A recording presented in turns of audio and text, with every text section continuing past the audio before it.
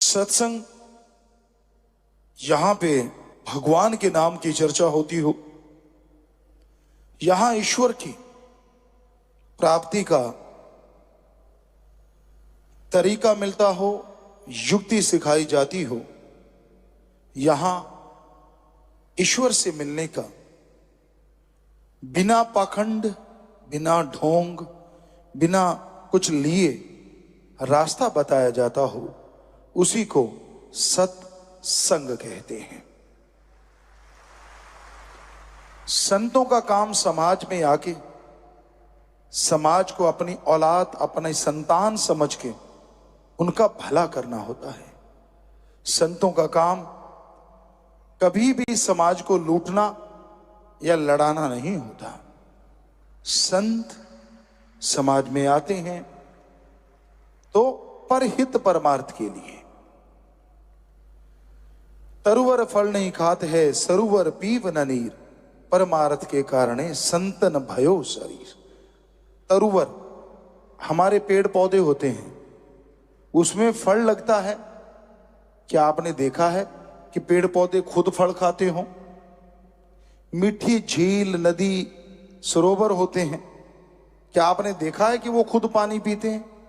जी नहीं, वो दूसरों की प्यास बुझाते हैं, दूसरों की भूख शांत करते हैं। उसी तरह फकीर संत जो होते हैं, उनका काम समाज में सबका भला करना होता है, सबको खुशी देना होता है। समाज से तमाम बुराइयों को वो दूर करते हैं। वो जादूगर नहीं होते, वो राम नाम के पुजारी होते हैं। ईश्वर की भक्ति करते हैं, अल्लाह वाहिगुरु राम की भक्ति करते हैं और सबको सिखाते हैं कि घर परिवार में बैठ के, खेत खलिहान में घूमते, दुकानदारी में, पढ़ाई में, कॉलेज में, कहीं भी आते जाते अगर जीभा से राम का नाम जपोगे तो भगवान की दरगाह में मंजूर जरूर होगा। हमारे पवित्र वेदों में लिखा है, हाथ कार की तरफ और ध्यान प्रभु यार की तरफ। और पंजाबी में लिखा है, हथ कारवल ते ध्यान रब यार बल। तो भाषा बदलती है और कुछ भी नहीं। वही मतलब है कि हाथों पैरों से काम धंधा करते रहो और जीवा ख्यालों से राम का नाम जपते रहो। कर्म योगी भी बनो और ज्ञान जोगी भी बनो। काम धंधा भी करते रहो और राम का नाम भी जपते रहो। क्योंकि कर्म करने बिना इंसान अगर खाता है तो वो उसके लिए हराम होता है, सही नहीं होता। और बिना ज्ञान के आदमी अधूरा है। पर सिर्फ ज्ञान है और वैसा कोई कर्म नहीं करता तो उस ज्ञान का क्या फायदा? आपको ज्ञान है कि ऐसे हाथ मारने से तैरा जाता है, पैर चलाने से आदमी तैर सकता है, लेकिन कर्म नहीं किया, कभी तैरे नहीं, तो क्या पढ़ के तैर लोगे आप? नहीं तैर सकते। पहले सीखो कैसे तैरना है, वो ज्ञान है, और फिर तैरना करके देखो, वो कर्म है। तो हमारे हिंदू धर्म में लिखा है, कर्म योगी और ज्ञान जोगी बनो। ज्ञान भी आना चाहिए और उसके अनुसार काम भी होना चाहिए। और यही बात हर धर्म में लिखी। हमारे सिख धर्म में लिखा है, दसा नौआ दी किरत करो और वाहिगुरु का नाम जपो। हक हलाल की रोजी रोटी खाओ, अल्लाह की इबादत करो, हार्ड वर्क करो, गॉड्स प्रेयर करो। हर धर्म में ये बात कोट कोट के भरी है कि चाहे दिमागी मेहनत हो, चाहे शारीरिक मेहनत हो, मेहनत करके खाओ, पर अच्छे कर्म, गलत कर्म नहीं होना चाहिए। जैसे जैसे आप अच्छे कर्म करते जाएंगे वैसे वैसे ईश्वर की कृपा दृष्टि के लायक आप बनते जाएंगे। और प्रभु की कृपा, राम, ईश्वर, वाहिगुरु, अल्लाह, गॉड, ओम, हरि की कृपा जब इंसान पे होती है तो उसका अंत्यकरण पवित्र हो जाता है, अंदर सुरूर आता है, चेहरे पे नूर आता है। वो इंसान का चेहरा सबसे अलग होता है। उस चेहरे में एक आभा होती है, एक नूर होता है जो किसी के मिलाने से मिलता नहीं। आप इस कलयुग में लोगों का चेहरा देखिए, यूं लगता है जैसे खेस दरी में सलवट पड़ गई हो, यूं लगता है जैसे बल्ब फ्यूज हो गया हो। वजह क्या है? गम, दुख, दर्द, चिंता, परेशानियां, बुरे कर्म और संचित कर्म, जन्मों जन्मों के पाप कर्म। कई बार आप कह देते हैं कि इस जिंदगी में मैंने कोई गलत काम नहीं किया, पर फिर भी मेरी तरक्की नहीं हो रही, मुझे फायदा नहीं हो रहा। क्यों? मैंने कोई गलत कर्म नहीं किया। तो आपकी बात सही है, कई बार ऐसा होता है, और उसकी वजह है आपने गलत कर्म नहीं किया, लेकिन जो जन्मों जन्मों के संचित कर्म है, पिछले पाप कर्म है, उनको खत्म करने के लिए क्या आपने राम, अल्लाह, वाहिगुरु, गॉड, ईश्वर का नाम लगातार लिया है? अगर नहीं लिया तो वो पिछले कर्म आके आपके काम धंधे में बाधा बन जाती है, और आप सोने को भी हाथ लगाते हैं तो राख हो जाता है। ये वजह है, और कोई भूत प्रेत नहीं है। तो आप बस राम का नाम जप लो 15 मिनट सुबह, 15 मिनट शाम को, वो कर्म बाधा दूर हो जाएगी और आपकी तरक्की दिन दुगनी रात चौगनी होती चली जाएगी, होती चली जाएगी। हमने 6 करोड़ लोगों के साथ ऐसा करके देखा, उनको बताया, और ये सच है, जिन्होंने राम का नाम जपा उनकी परेशानियां, चिंता, दुख, दर्द, तकलीफें दूर होती चली गई। हाथ कंगन को वारसी क्या और पढ़े लिखे को फारसी क्या। हम कोई पैसा तो लेते नहीं, राम का नाम बताते हैं। आप जाप करके देख लो, भक्ति करके देख लो।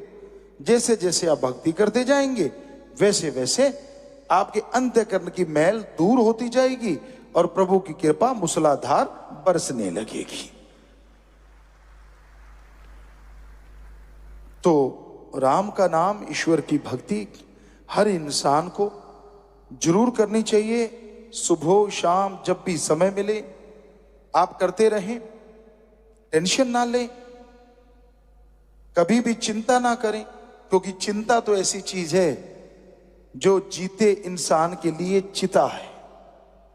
ज्यों ज्यों इंसान चिंता करता है, टेंशन करता है, त्यों त्यों उसके रोज मरना, रोज जिंदा होना, रोज मरना, जिंदा होना चलता रहता है। चिंता ना करो, राम जो कर रहा है अच्छा किया, करेगा, अच्छा करेगा, उसके हाथ में है, वो सबका दाता है और वो अच्छा ही करता है। सत्संग क्यों जरूरी है? आदमी सोचता है मैंने नाम ले लिया, या ये सोचता है घर में सब कुछ अच्छा है, बाल बच्चे, परिवार, रुपया, पैसा सब कुछ तो है, मैंने क्या करना है नाम लेके, मैंने क्या करना है सत्संग सुन के। तो सत्संग में जब तक आप आते नहीं, आपको अपने आप की समझ नहीं आएगी। आप कौन हैं, कहां से आए हैं, किस लिए आए हैं। आप अल्लाह वाहिगुरु मालिक की औलाद हैं। आप जन्मों जन्मों के चक्कर में उलझी हुई जीवात्माएं हैं, और आप ईश्वर का नाम जप के फिर से ईश्वर को पा सकते हैं। ईश्वर को पाने से क्या होगा? ईश्वर को पाने से आपके जन्मों जन्मों के संचित कर्म कटेंगे। उदाहरण के तौर पे, कोई पहाड़ जैसा कर्म आने वाला है, कोई रोग लगने वाला है, कोई घाटा पड़ने वाला है, आप बहुत समय के लिए चारपाई पे पड़ने वाले हैं, और अगर आप ईश्वर के नाम से जुड़े हैं, ईश्वर का नाम जपें, तो आपके जन्मों जन्मों की मैल उतर जाएगी। आप रोगों से मुक्त हो जाएंगे। वो रोग 6 महीने साल जो आपको चारपाई पे लेटाते, वो रोग जिन पे आपका लाखों खर्च हो जाता, सिर्फ ईश्वर की भक्ति, अल्लाह वाहिगुरु राम की भक्ति से वो कट जाएंगे। लाखों रुपए बच गए, शरीर सही सलामत। क्या इससे बड़ा कोई लाभ का सौदा हो सकता है? और सत्संग पे कोई पैसा नहीं लेते संत। सत्संग का पैसा लेते हो कि राम नाम तब देंगे अगर इतना पैसा चढ़ाओगे, मालिक फिर रहमत करेगा अगर इतना पैसा चढ़ाओगे। संत ऐसा नहीं कहते, ना ही संत लेते हैं। वो तो कहते हैं अल्लाह वाहिगुरु मालिक की भक्ति इबादत करो, आपके रोग कटेंगे, आत्मविश्वास आएगा, सफलता की सीढ़ियां आप चढ़ते चले जाएंगे। वो परमानंद मिलेगा जिसकी आपने कभी कल्पना नहीं की होगी। वो लज्जत खुशियां मिलेंगी जिनको पाके आपकी जीवन में बहार आ जाएगी, पतझड़ कभी नहीं आएगी।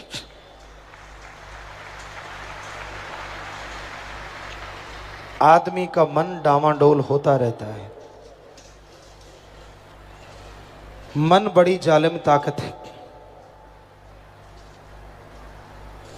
सत्संग में नहीं आने देता, सुनने नहीं देता, सुन लिया तो मानने नहीं देता।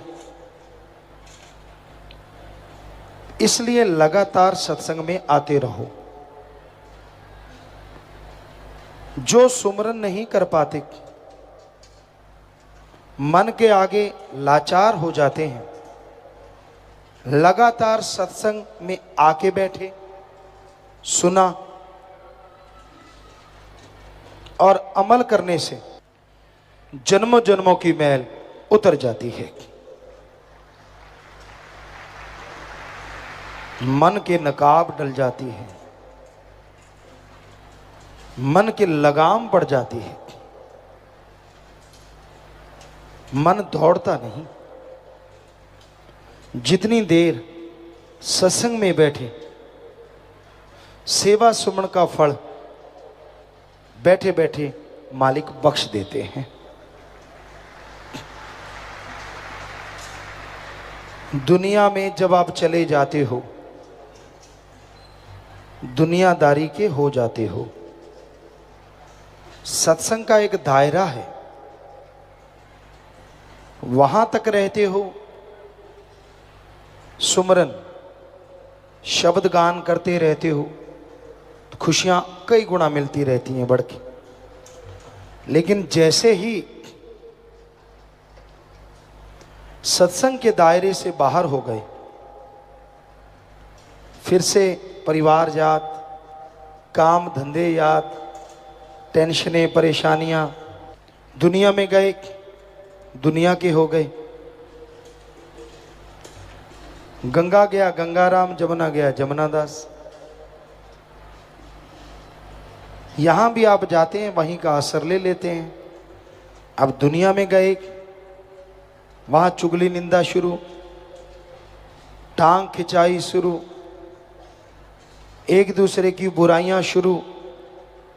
वहां आप बैठेंगे, कहां भगवान याद आएगा।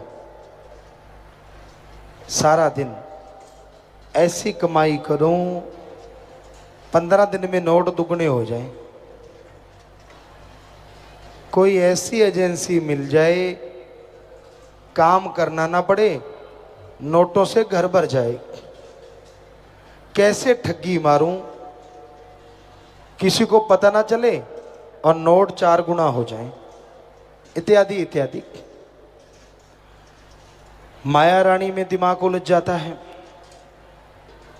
दुनिया की फजूल की बातों में दिमाग उलझ जाता है, निंदा चुगली इंसान करने लगता है, और अल्लाह वाहिगुरु राम सपने की बात हो जाती है। फिर से सत्संग में आइए, सुनोगे, फिर से सतगुरु का, मालिक का प्यार अंदर से छलांगे मारने लगेगा, आत्मा कूदने लगेगी। और जितनी आत्मा मालिक के प्यार में कूदेगी, उतना ही मन दबता जाएगा और मालिक की खुशियों से आप माला माल होते जाएंगे। इसलिए अपने अंतःकरण की सफाई करो, भावना का शुद्धिकरण करो।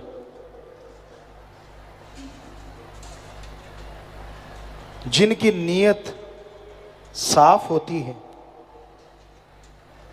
उसी को फल ज्यादा मिलता है। पेड़ में झुकने की काबिलियत जितनी ज्यादा होती है, छाया उतनी ही ठंडी ज्यादा होती है, फल उतना ही ज्यादा लगता है। अब खजूर का पेड़ झुकना नहीं जानता। पुराने टाइम में जो नस्ल होती थी, सीधा रहता है, तना हुआ रहता है, फल भी थोड़ा ही लगता है।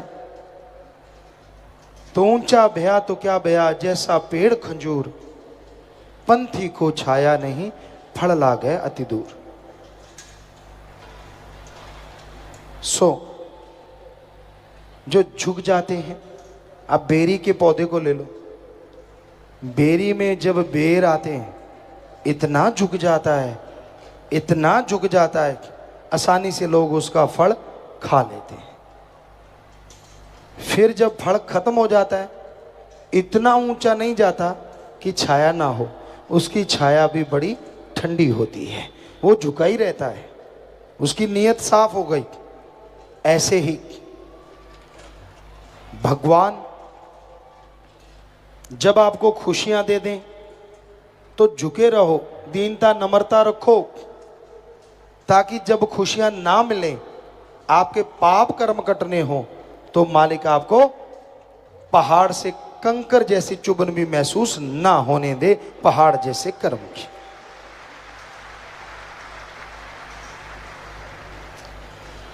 तो रूहानियत में सफलता हासिल करने में दीनता नम्रता ही पहली पौड़ी। अहंकार को कोई जगह नहीं है, अहंकार को मार पड़ती है। दीनता नम्रता डरने को नहीं कहते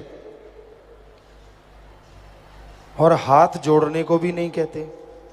कई लोग हाथ जोड़ते हैं, मुंह से गालियां निकालते हैं।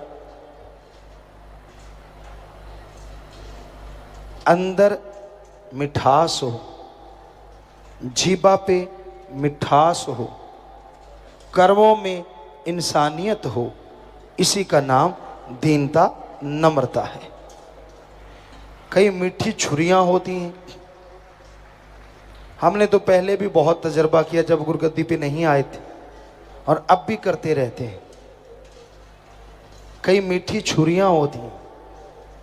किसी दुकानदार के पास जाओ, बिजनेसमैन के पास जाओ, बड़ा मीठा बोलते हैं, आओ जी, बैठो जी, चाय लोगे, कॉफ़ी लोगे, रोटी खाओगे। क्यों? आपने रेस्टोरेंट खोल रखा है?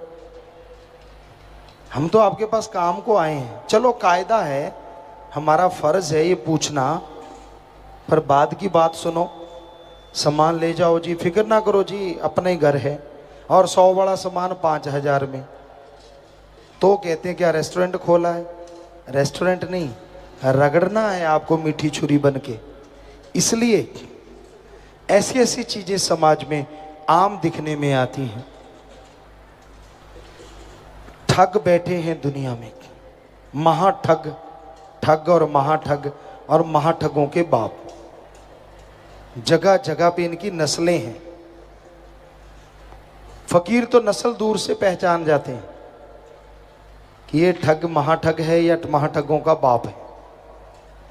कहते कुछ नहीं, पर हम देखते रहते हैं आम आदमी का क्या होता होगा, किस तरह से उसे रगड़ा लगाते होंगे। अब 100 वाली चीज का अगर 5000 लगाया है और आपको अगर 500 छोड़ दिया तो आप तो चौड़े हो गए, मैंने 500 छुड़ा लिया पर उसने 4400 कमा लिया। ऐसे रगड़ते हैं इस दुनिया में। बेपरवाह जी फरमाया करते, ठगों से होशियार रहो। सारे ठग भी नहीं होते, अच्छे लोग भी हैं, पर उनकी गिनती जैसे कहते हैं आटे में नमक जितनी रह गई है। माता बहनें जानती हैं, नमकीन अगर फुल्का बनाना हो, परांठा बनाना हो, आटे जितना नमक नहीं पड़ता उसमें। चुटकी 2 चुटकी नमक डालो, पूरी रोटी नमकीन हो जाती है। तो उसी तरह इस समाज में अच्छे नेक लोग हैं, पर आटे में नमक जितने, उन पे भी यकीन नहीं आता।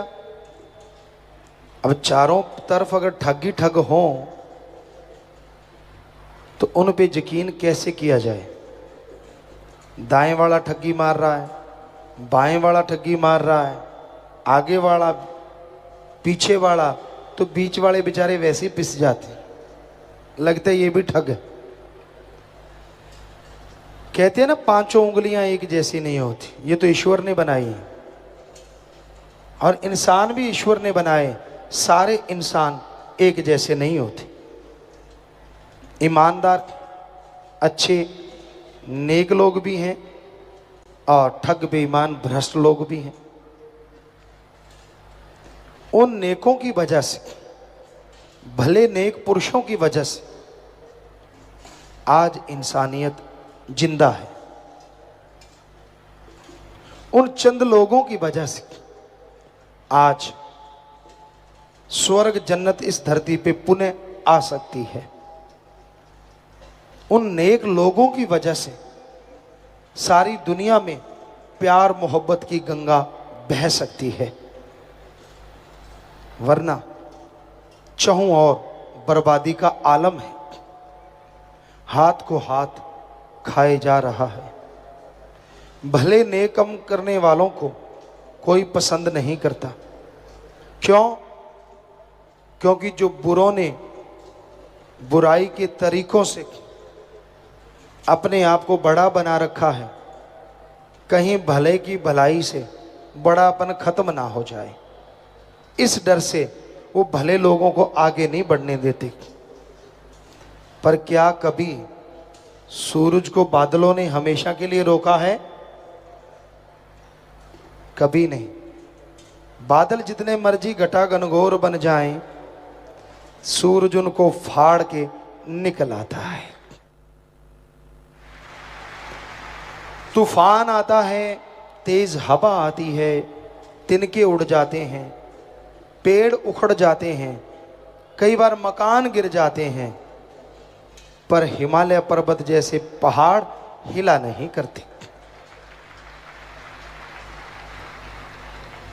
एक छोटा सा दीपक, छोटा सा दिया, जिसे अल्लाह मालिक वाहिगुरु खुद रोशन कर दे, काल महाकाल का तूफान की क्या ताकत कि उसे बुझा दे, उसकी लौ को भी डगमगा नहीं सकता। तो इसलिए दृढ़ यकीन रखो, सुमरण करते रहो, वचनों के पक्के बनो, आप अपना कर्तव्य का निर्वाह करते रहो। सेवा, सिमरण, भक्ति, इबादत, वो देखेगा आपके लिए अच्छा क्या है। बिन मांगे मोती मिले और मांगे मिले ना भीख, बिन मांगे दे देगा, कमी नहीं छोड़ेगा।